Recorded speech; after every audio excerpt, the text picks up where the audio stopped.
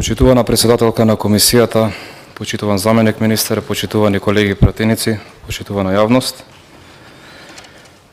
Колега Оливер Спасовски, како што слушнавте, амандманот се одбива од причина што оваа влада има предвидено пари за инвестиции во Министерството за внатрешни работи.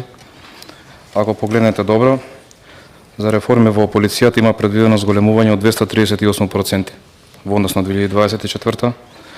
Во делот за јавна безбедност зголемување од 14%, во секторот за внатрешни работи зголемување од 58%, во Центарот за обука само зголемување од 61% во однос на 2024.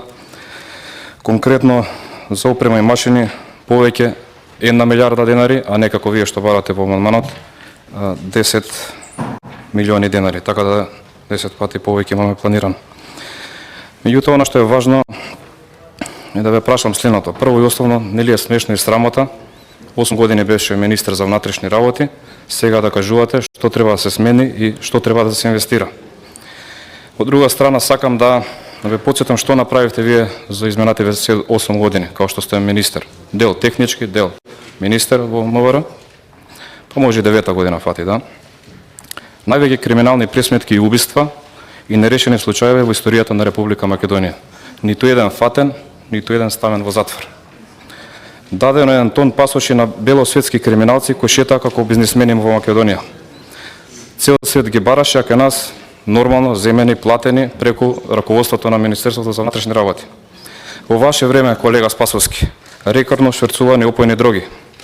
Фатен началник на Прилеп, заедно со некои други блиски луѓе до власта, нормално без да знаете вие, затоа што сета оваа акција водеше американската ДЕА. Ваши најблиски соработници со службени коли фамилијарно одеа подмори.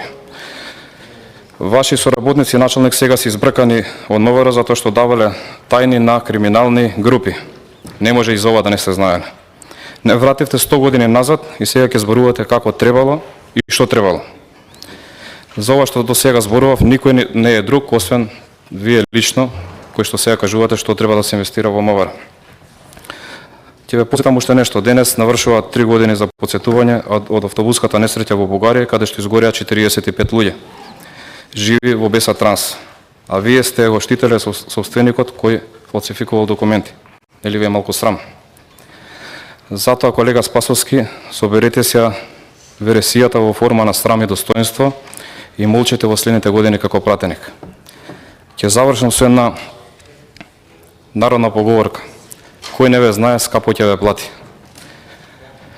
За жал, скапо ве плативме изминативе години како народ и држава, а за наша среќа добро ве запознавме и знаевме кои луѓе и со кои луѓе си имаме работа.